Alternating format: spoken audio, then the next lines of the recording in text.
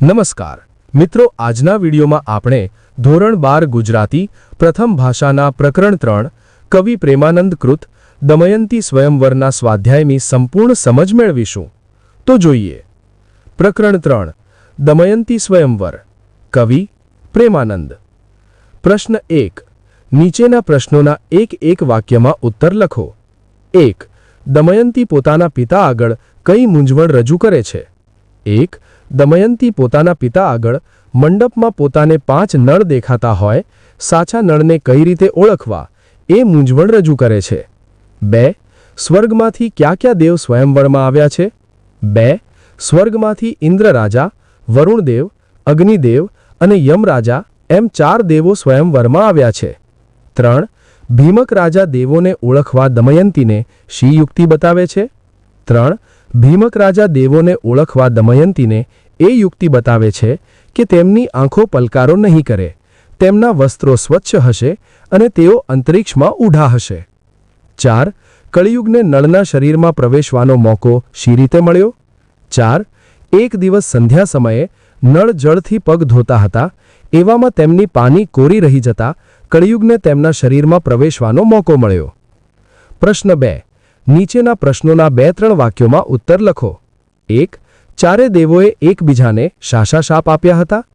1. ચારે દેવોમાં સૌપ્રથમ ઇન્દ્રએ અગ્નિને શાપ આપ્યો કે તેનું મુખ વાનર જેવું થજો. અગ્નિએ ઇન્દ્રને શાપ આપ્યો કે તેનું મુખ રીંછ જેવું થજો. વરુની મનમાં યમને શાપ આપ્યો કે તેનું મુખ માંજાર જેવું થજો. ધર્મે વરુણને શાપ આપ્યો કે તારું મુખ કૂતરા જેવું થજો. આ રીતે દેવોએ એકબીજાને શાપ આપ્યા હતા. 2. નળ દમયંતીનો પ્રસન્ન દાંપત્ય પ્રેમ વર્ણવો. 2. નળ અને દમયંતીના લગ્ન થયા. બંને સત્ય અને ટેકનું પાલન કરતા કરતા સુખમય જીવન વિતાવે છે. ચારે વર્ણના કુળધર્મનું પાલન કરે છે. તેમણે ત્યાં પુત્ર અને પુત્રીનો જન્મ થાય છે. તેમના મધુર કિલકિલાટથી તેમનું આંગણું શોભે છે. આમ આ પતિ પત્નીનું પ્રસન્ન દાંપત્ય જીવન સહસ્ત્રો વર્ષો સુધી અવિચળ રહ્યું. પ્રશ્ન 3. નીચેના પ્રશ્નોના સવિસ્તાર ઉત્તર લખો. 1. દેવોએ પ્રસન્ન થઈને નળ અને દમયંતીને પ્રસન્ન થઈને ક્યાં વરદાન આપ્યા? 1. દેવોએ પ્રસન્ન થઈને નળ અને દમયંતીને કુલ 9 વરદાન આપ્યા હતા. દરેક દેવે 2 વરદાન આપ્યા. સૌપ્રથમ ઇન્દ્રદેવે નળને લાખો વર્ષો સુધી સુકાય નહીં એવી કમળમાળા આપી. ઉપરાંત એક અશ્વ મંત્ર આપ્યો.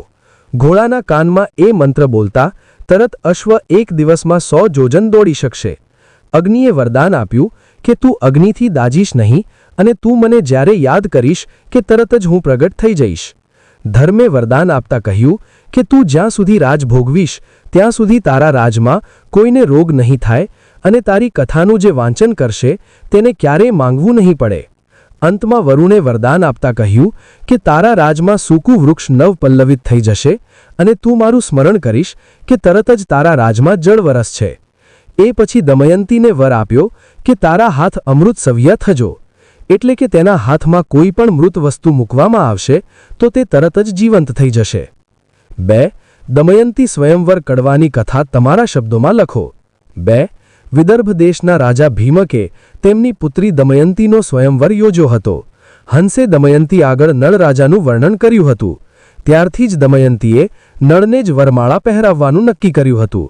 પરંતુ દમયંતીને પરણવા ઉત્સુક ઇન્દ્ર, અગ્નિ, વરુણ અને યમે નળનું રૂપ ધારણ કર્યું હતું. દમયંતી નળને વરમાળા પહેરાવવા આવી ત્યારે નળ રૂપે આવેલા આ 4 દેવોએ પોતાની ડોક આગળ ધરી. દમયંતી વિમાસણમાં પડી કે આમાં સાચો નળ કયો? તેણે પિતા પાસે પોતાની સમસ્યા રજૂ કરી. ભીમકે કહ્યું કે તું માત્ર આ 5 નળને જુએ છે, બીજું કોઈ નહીં. જે દેવો નળ રૂપે આવ્યા છે તેમની આંખ એક પલકારો નહીં કરે, તેમના વસ્ત્રો સ્વચ્છ હશે અને તેઓ અંતરિક્ષમાં ઊભા હશે. દમયંતી આશા સાથે ફરી મંડપમાં પહોંચી, પણ એક દેવ પોતાનો કંઠ આગળ કરે છે.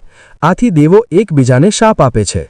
તેથી ઇન્દ્રના શાપથી અગ્નિ વાનર મુખા થયા, અગ્નિના શાપથી ઇન્દ્ર રીંછ મુખા થયા, વરુણના શાપથી યમ માંજાર મુખા થયા અને ધર્મના શાપથી વરુણ શ્વાન મુખા થયા. અંતે સૌને પોતપોતાની ભૂલ સમજાઈ અને એકબીજાના શાપ ફોક કર્યા. ફરી દમયંતીને 5 નળ દેખાતા તેને સૌને પોતાના પિતાનું નામ પૂછ્યું. તેમણે કહ્યું કે વીરસેન પાંચેના બાપ. આ જોઈ તેની દાસી હસી. તેણે કહ્યું કે આ નળને છોડ, હું તને અનેક ગુણિયલ રાજાના નામ ગણાવું. દાસીએ બતાવેલા કોઈ રાજા પસંદ પડ્યા નહીં. નારદ દરેક દેવની પત્નીને લઈને આવ્યા.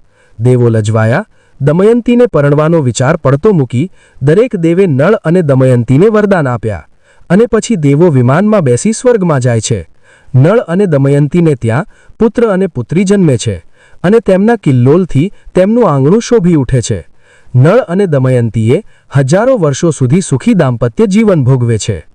તો મિત્રો, આવતા વિડીયોમાં આપણે એક નવા જ પ્રકરણના સ્વાધ્યાયની સમજૂતી સાથે મળીશું. આભાર.